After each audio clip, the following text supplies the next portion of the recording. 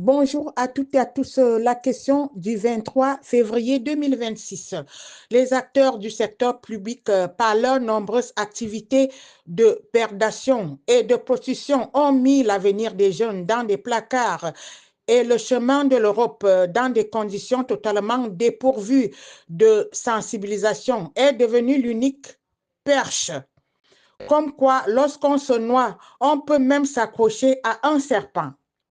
L'association humanitaire Les Culica d'Adrienne exhorte les tout acteurs du secteur public de s'appuyer sur des données probantes, des micro-données pour des analyses du marché du travail et des tendances professionnelles qui sont mises en évidence pour renforcer le développement des compétences et assimiler la compétitivité, l'agilité et la résilience des jeunes en situation de vulnérabilité.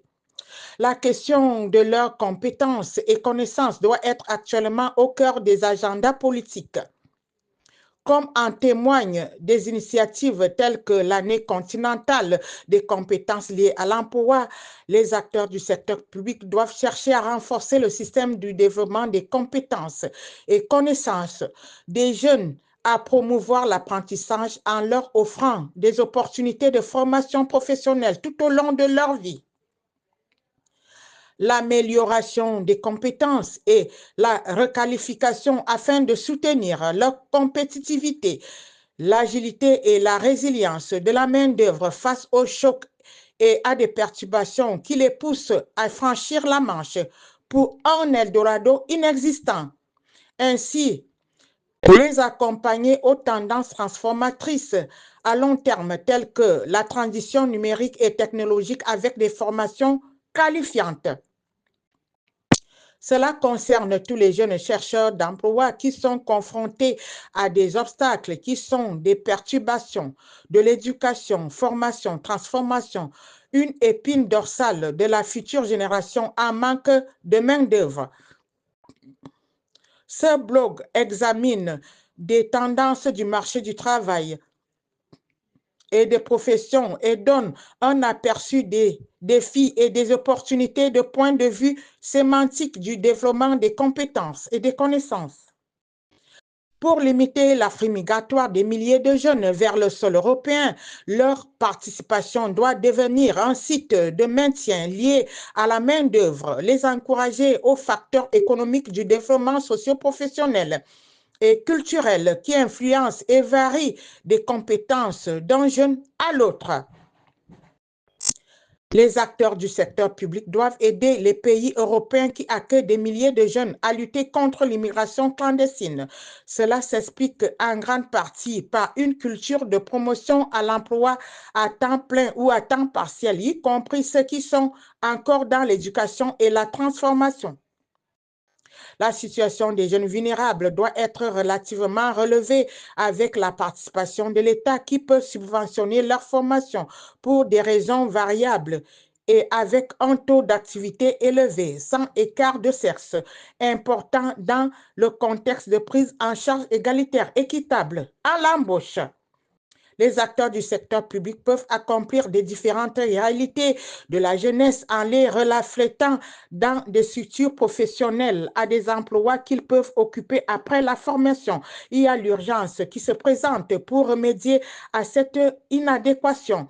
Il faut qualifier des jeunes vulnérables à travers la prolifération liée aux multiples facettes d'apprentissage, des stages rémunérés, maintenir leur main-d'œuvre. Ces jeunes disposent des compétences et connaissances atténuantes pour accompagner une société à se développer.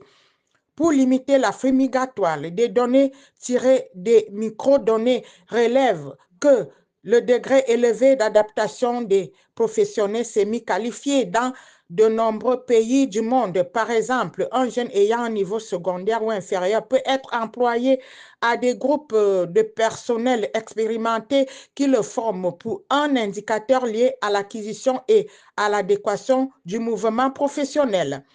Ce type d'adéquation est levé et reflète une situation en grande partie de la main-d'œuvre qui possède des qualifications requises à des conditions de travail très compétitives avec d'autres facteurs de développement.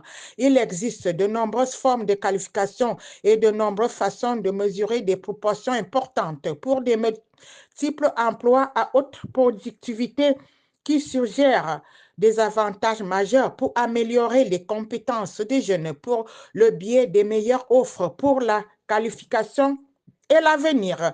Les acteurs du secteur public doivent s'assurer qu'ils possèdent l'ensemble des aptitudes des jeunes, leurs compétences et connaissances nécessaires pour accomplir efficacement des tâches liées aux projets d'envergure en pleine émergence axés pour le développement durable. Pour limiter l'afflux migratoire vers le sol européen, les acteurs du secteur public doivent accompagner des jeunes vulnérables à contribuer et à élaborer des programmes d'investissement à la formation des formateurs, au processus d'évaluation et de certification, une possibilité d'accueillir une expérience pratique tout au long de la formation et du monde du travail. Pour limiter l'afflux migratoire des jeunes, les acteurs du secteur public doivent accompagner des jeunes avec des apprentissages et des stages de qualification leur permettant d'acquérir une exposition et une expérience précieuse, ainsi acquérir des compétences importantes qui non seulement amélioreront leur employabilité, mais augmenteront la productivité, ce qui serait bénéfique à la fois pour l'employeur et le travailleur. Les données disponibles suggèrent que la participation de la jeunesse aux apprentissages et aux stages ne doivent pas être limités. Les jeunes doivent participer au développement de leur pays à 100%.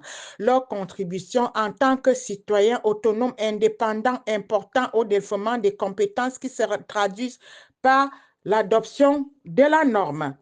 Ces données analysées suggèrent que les jeunes en Afrique et dans d'autres pays n'ont pas un accès suffisant pour participer activement au développement durable, des compétences d'éducation ainsi qu'à des opportunités de travail productifs et décents.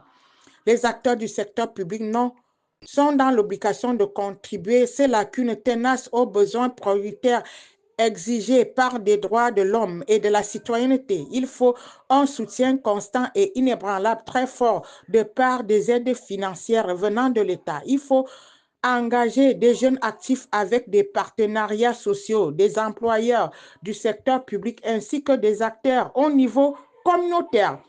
Le développement des compétences devait être un effort collectif pour faire participer des milliers de jeunes à des approches hostiliques pour relever le défi de l'emploi souhaité sans émettre des avis défavorables et des contraintes.